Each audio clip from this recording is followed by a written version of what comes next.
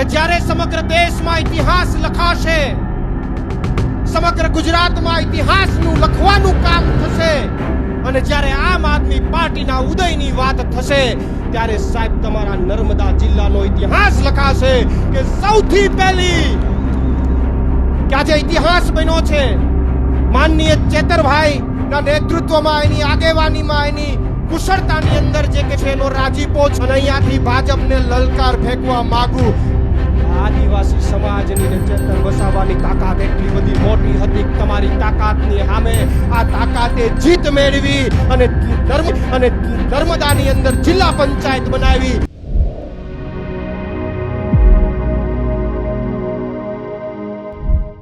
નમસ્કાર દર્શક મિત્રો, તમે જોઈ રહ્યા છો ગુજરાત પ્લસ ન્યૂઝ અને હું છું આપની સાથે ક્રિસ પટેલ.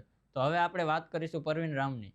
પરવીન રામે જનતાને કહ્યું કે ગુજરાતમાં પહેલી આમ આદમી પાર્ટી જિલ્લા પંચાયત બનવા જઈ રહી છે. તેની વિજય યાત્રા છે. આજે સમગ્ર ગુજરાતમાં દિવાળી જેવો માહોલ છે. ખુશીની વાત એ છે કે જ્યારે સમગ્ર દેશમાં ઇતિહાસ લખાશે, સમગ્ર ગુજરાતમાં ઇતિહાસ લખાવવાની વાત હશે અને આમ આદમી પાર્ટીના ઉદયની વાત હશે ત્યારે નર્મદાનો ઇતિહાસ લખાશે. આજે આમ આદમી પાર્ટીનો ઉદયમાં સૌથી પહેલી જિલ્લા પંચાયત બની હોય ત્યાં નર્મદામાં બની છે. કાયમી માટે સુવર્ણ અક્ષરોમાં નર્મદાનું નામ લખાશે. આવો જાણીએ પરવીન રામે વધારામાં શું કહ્યું. ત્યારે આખા ગુજરાતની અંદર પહેલી આમ આદમી પાર્ટીની જિલ્લા પંચાયત બનવા જઈ હોય ત્યારે એની વિજય યાત્રાનું આજે આયોજન છે. આજે સમગ્ર ગુજરાતમાં દિવાળી જેવો માહોલ છે અને આ વિજય યાત્રાની અંદર ટૂંક જ સમયની અંદર આમ આદમી પાર્ટીના રાષ્ટ્રીય સંયોજક એવા માનનીય અરવિંદ કેજરીવાલજી પણ આપણી વચ્ચે ઉપસ્થિત થવાના છે. ત્યારે એમને પણ આપણે આ નર્મદાની ધરતીમાં આવકાર કરીએ છીએ. પણ મહત્વની વાત એ છે સાહેબ, મહત્વનો મુદ્દો એ છે, રાજીપો એ છે, ખુશી એ છે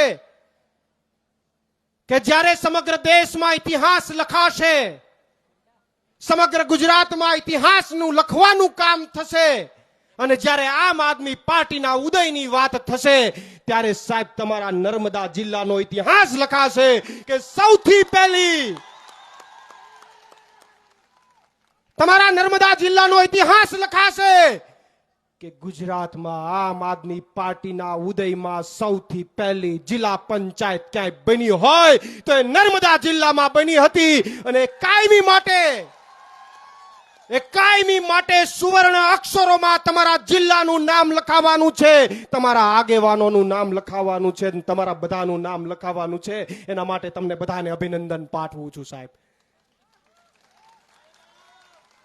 અમારે જિલ્લા પ્રમુખ છે નિરંજનભાઈ અને જિલ્લા પંચાયતના પ્રમુખની જેમાં અત્યારે નવી તાજેતરમાં વરણી થઈ છે, આજે જ વરણી થઈ છે, એમને તાળીઓના ગડગડાટથી વધાવો. નવું નેતૃત્વ ઊભું થયું છે સાહેબ. નવી વરણી થઈ છે, આજે જિલ્લા પંચાયતના પ્રમુખ બન્યા છે. અત્યાર સુધી બીજા પક્ષના જિલ્લા પંચાયતના પ્રમુખ પાસે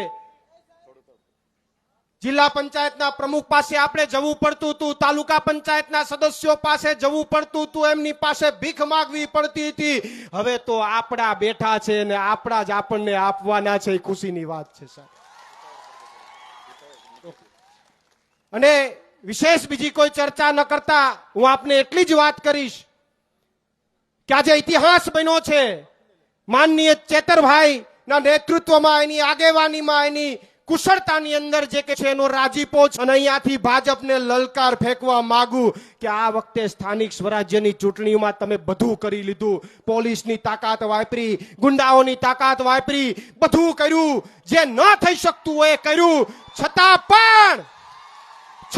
પણ આદિવાસી સમાજની ને ચેતર વસાવવાની તાકાત એટલી બધી મોટી હતી કે તમારી તાકાતની સામે આ તાકાતે જીત મેળવી અને નર્મદાની અંદર જિલ્લા પંચાયત બનાવી. પરવીન રામની વાતથી તમે કેટલા સહેમત છો કમેન્ટ બોક્સમાં કમેન્ટ કરીને જરૂર જણાવશો. હાલ માટે બસ આટલું જ. ધન્યવાદ.